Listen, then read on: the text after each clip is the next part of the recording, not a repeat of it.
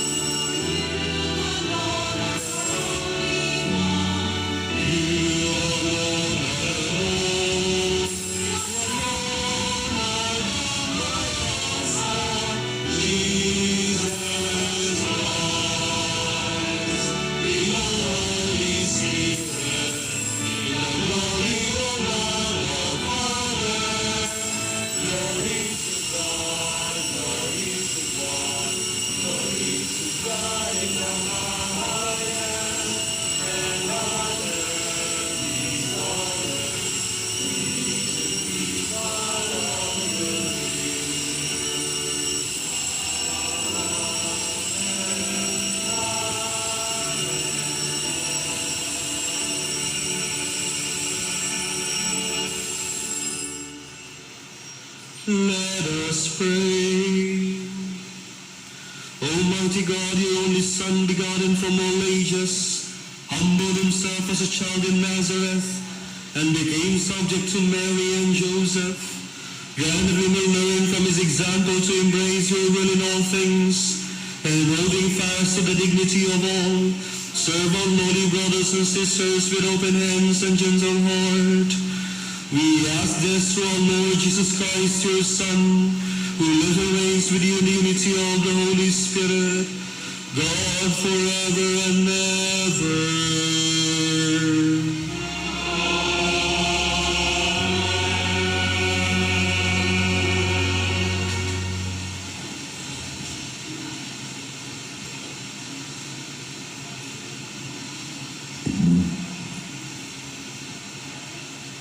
A reading from the first letter of St. John. Beloved, who indeed is the victor over the world, but the one who believes that Jesus is the Son of God? This is the one who came through water and blood, Jesus Christ, not by water alone, but by water and blood. The Spirit is the one who testifies, and the Spirit is truth. So there are three who testify: the Spirit, the water, and the blood. And the three are of one accord. If we accept human testimony, the testimony of God is surely greater. Now the testimony of God is this: that he has testified on behalf of his Son. Whoever believes in the Son of God has this testimony within himself. Whoever does not believe God has made him a liar by not believing the testimony God has given about his Son. And this is the testimony. God gave us eternal life, and this life is in his Son. Whoever possesses the Son has life. Whoever does not possess the Son of God does not have life. I write these things to you so that you may know that you have eternal life, you who believe in the name of the Son of God. The word of the Lord. Thanks be to God. Praise the Lord, Jerusalem.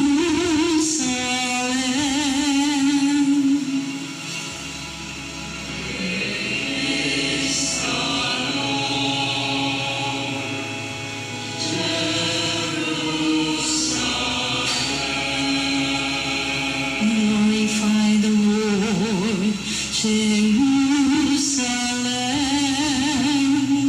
Praise your God, O Zion. Praise, strengthen the bars of your case. He has blessed your children within you.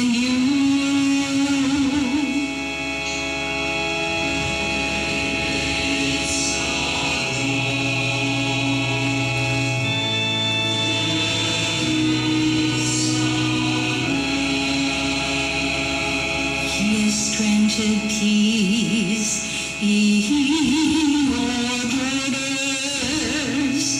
With the best of me, he fills all.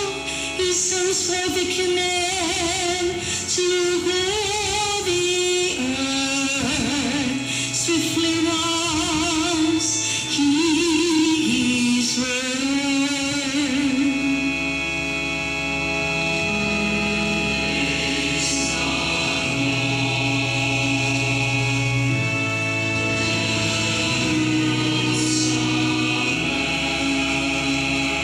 He has proclaimed his word to Jacob, his statutes and his ordinances to Israel. He has not done this for any other nation. His ordinances he has not made known to them. Alleluia.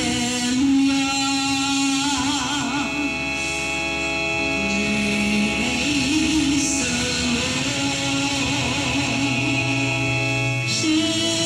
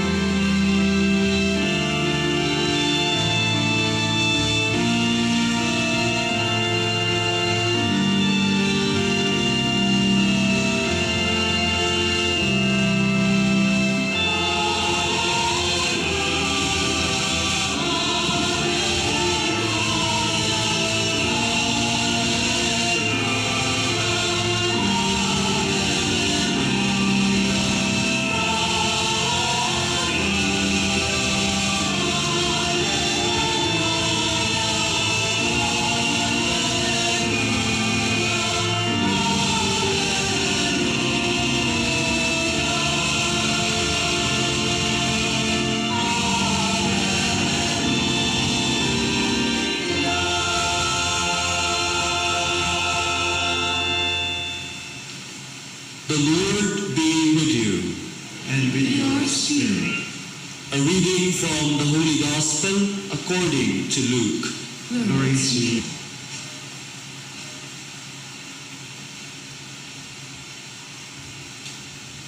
happened that there was a man full of leprosy in one of the towns where Jesus. And when he saw Jesus, he fell prostrate, pleaded with him and said, Lord, if you wish, you can make me clean. Jesus stretched out his hand, touched him and said, I do will it. Be made clean. And the leprosy left him immediately. Then he ordered him not to tell anyone, but go, show yourself to the priest and offer your cleansing what Moses prescribed, that will be proof for them. The report about him spread all the more, and great crowds assembled to listen to him and to be cured of their ailments. But he would withdraw to deserted places to pray. Brothers and sisters, the Gospel of the Lord. Praise to you, Lord Jesus Christ. May gabi kanang tanan. Viva el Señor! Viva el Señor! Bitaw mga igsunan sa tuwang pagtanaw diha kaninyo ug sa tuwang pagsaulog niining unang adlaw sa tuwang nobenaryo misa alang kang Señor Santo Niño. Isip mga usa sa mga naasay diri sa Basilica, I am still amazed nga daghan gihapon ta dinhi bisan pa og naa ang kahadlok sa COVID. Bitaw utara ka mga igsuunan, kung atong balikan ang mga milabay nga pamaagi nato sa pagsaulog sa piyesta ni Señor Santo Niño, o dako jud kaayo og kalanginan o daghag kalahian. Sumutana ko diyan ninyo mga kaigsunan, what are the things that you missed here in the Basilica? For sure, para kanako, I miss the large number of crowds. Kumingon ta nga, di mahulugan ko noon kanang karayon tungod sa sobra kapag dikit-dikit. And for sure, I would miss the large number of crowd kanabitang magdungan ta og isa sa atuang mga kamot laganin ni kanta nato sa Batubalani sa Gusos.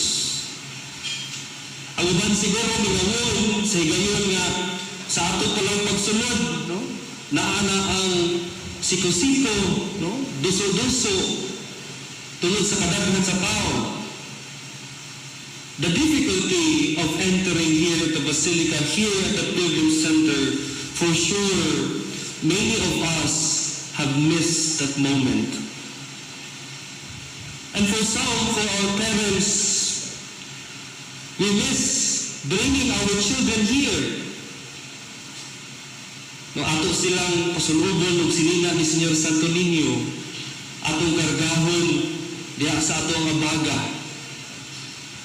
And we miss those elderly who would come early, as early as 2 a.m. No, maglinya na sila magpaabot nga kung kanusa maablihan ang simbahan.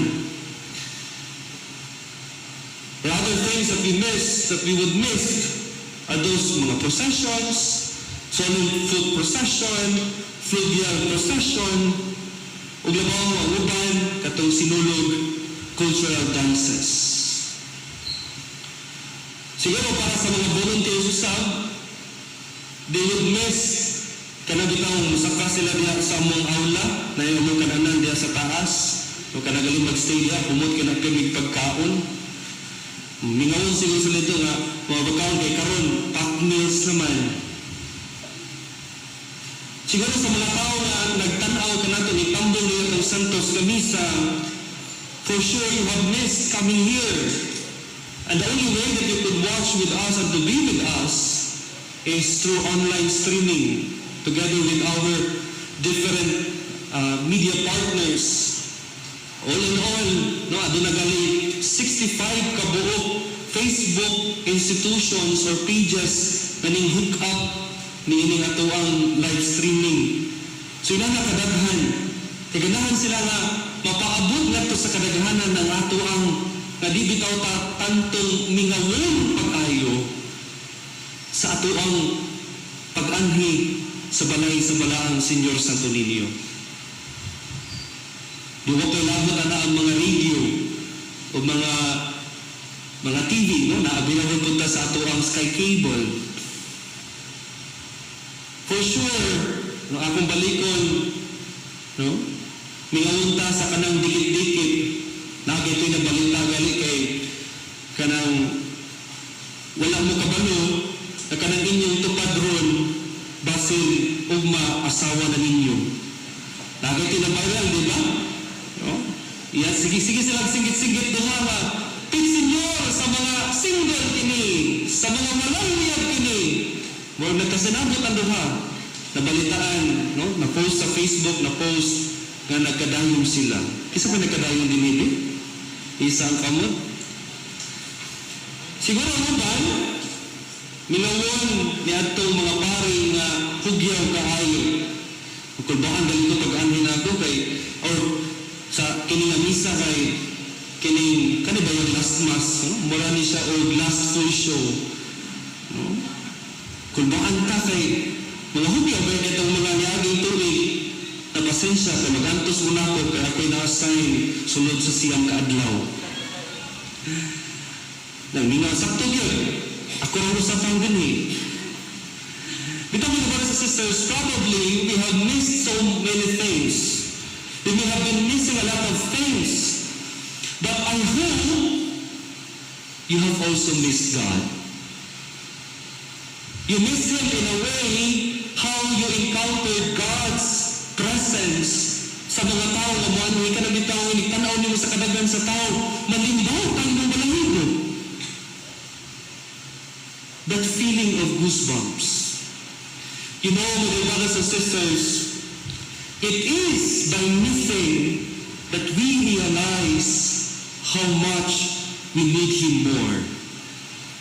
We long for His presence. Kung kamo pagkatanon, kung wala mo kabalo kung unsa na nga feeling, kana bitaw sa magod nga pagkamingaw nimo sa imuhang ex. Kung gimingaw ka sa imong ex, ug wala ka kabalo sa unsay feeling sa gimingaw. And I just encountered a quote that says, missing someone or something is not about how long it has been since you have seen them, but it is about that very moment when you are doing something and wishing they were there with you. Na ako'y acronym sa pulong MISS, M-I-S-S. Missing is something sacrificial. M-I-S-S. Missing is something sacrificial. Missing is something sacrificial because instead of dealing with you, your lolas, your children, you ought not for them to be here for their sake, for their health. Missing is something sacrificial because instead of coming here, you chose to stay at your home and join with us virtually. Missing is something sacrificial because tungod kay wala ka makadala sa inyong kipas na nakadihas kilid, no, sa mga gate. Kung sa ako nakita ganihan perting taas sa linya, ang entrance dirigikan sa may Macdo, naabot ngadtos Belmont. Nya ang entrance dito dapit sa may Manginasay, naabot kuno dito Metro. Itaw, we will miss something. But I hope, my brothers and sisters, when you miss the Lord, you miss because you could not attend the Mass physically here. The letter in our Gospel for today is for sure missing here his old health of not being sick. He wishes to be healed. He wishes to do the regular things that he wants to do. Being sick with leprosy hinders this person to be close with his family, with his friends. How he wished he could be healthy again. And this is the prayer of this person with leprosy. His illness allows us, my dear brothers and sisters, to reflect our current situation today. How we wish we could be many here.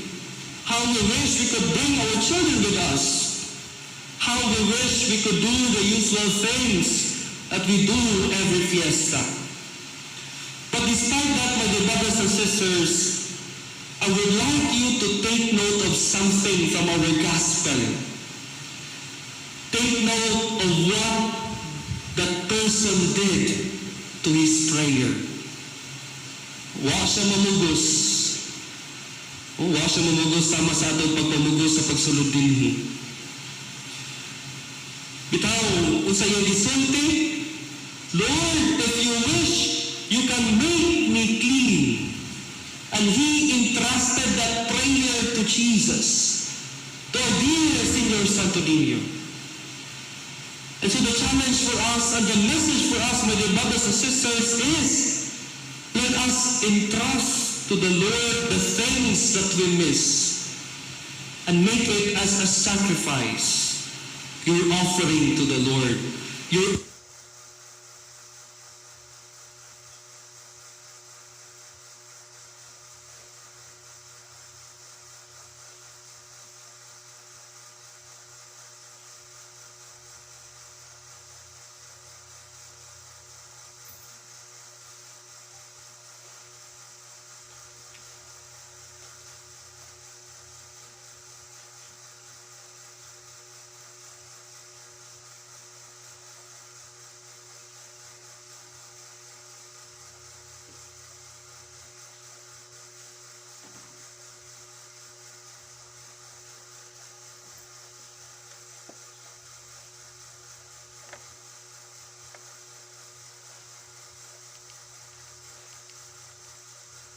He's been with us, allowing us His presence to be felt in our journey of faith. Amen. Peace always.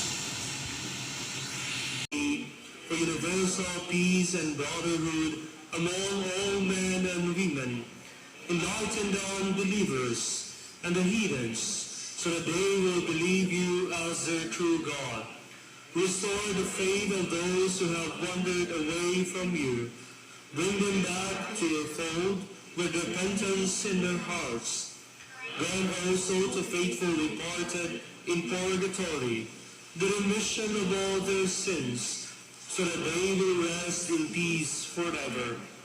Finally, nourish and strengthen our faith in you, so that we will serve you faithfully on earth.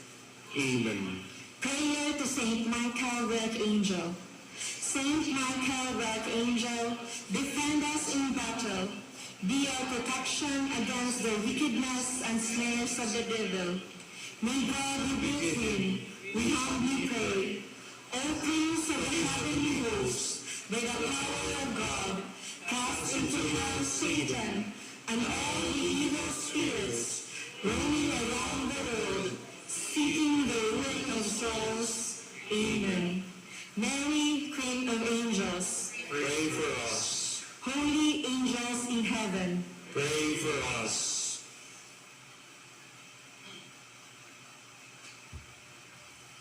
Palihog ng lingkod. Sa dili pa ang katapusang panalangin, aduna kita'y mga importanteng pahibalo ug mga pasalamat. Una, human sa final blessing, isip final song, himuon nato ang lubog na traditional religious sinulog. pangunuhan sa atong mas presider ug mga pari. Apilan ta kini isip atong halad sa atong mga petisyon ug pasalamat ngadto sa atong mahal na Senior Santo Niño. Ikaduha, palihog ning tinahon nato ang kalimpyo dinhi sa Pilgrim Center ug sa palibot niini sa tanang panahon. Ning tinahon usab nato ang pagtuman sa health protocols sama sa physical distancing, pagsulod og face mask ug face shield ug pag-sanitize. Ikatulo, sa ato niyang pagpanggawas, maghinay-hinay ug magpasensyahay kita. Dili ta magtinukmuray ug kanunay tang magbantay sa atong gilayon sa matag usa alang sa physical distancing dinhi sa sulod ug sa gawas sa Basilica Compound. Ug dining bahina, gikan sa kadagkong kayang sa kinatibukang Kapariang Agustino, dinhi sa Basilica Menor del Santo Niño de Cebu, among timpos, kinasing-kasing, ug way kinutubang pasalamat sa tanang nakatampo sa kalampusan sa atong alas 6:30 sa gabi nga misa novena nining unang adlaw sa Nobenaryo. Ngadto sa atong mass ug pilgrim sponsors, praying communities, Flores of the Day, liturgical serving ministries, sa tanang volunteers, sa tanang sakop sa Cebu City Police Office, Port Team, CCTO, Barangay Santo Niño, ug First Multipliers. Ug kanatong tanan nga deboto ni Senior Santo Niño Lania karon sa kanilang kanatong tanan, masimang pasalamat.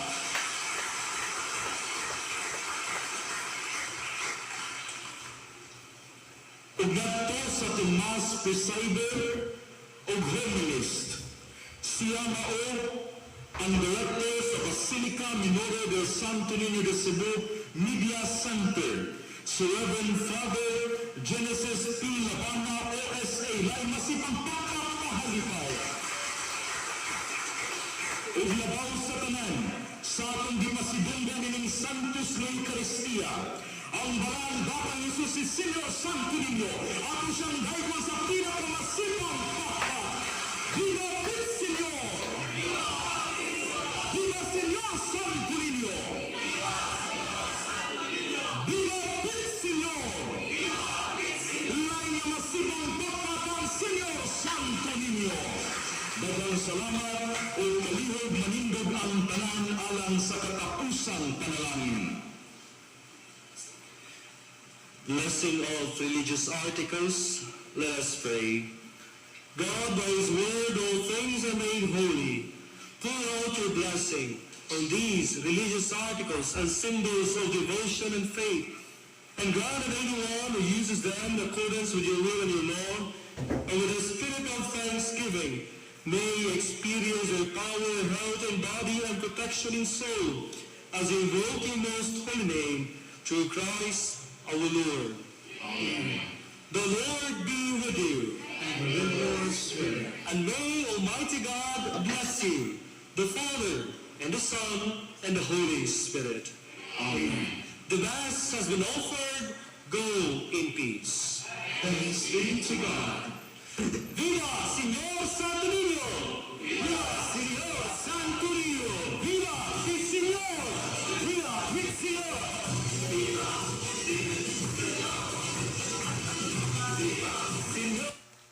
Magsaulog gahimsog sa sinulog Viva Pit Señor, mga idol. Alas 7:29 ng atong oras ug mao kadto ang last mass sa novena alang sa kapistahan ni Señor Santo Niño. Live gito mga idol sa Basilica Menor del Santo Niño. So salamat kaisa ng mga nitambong idol. Once again, happy Friday sa tanan. Kini ang IFM 93.9.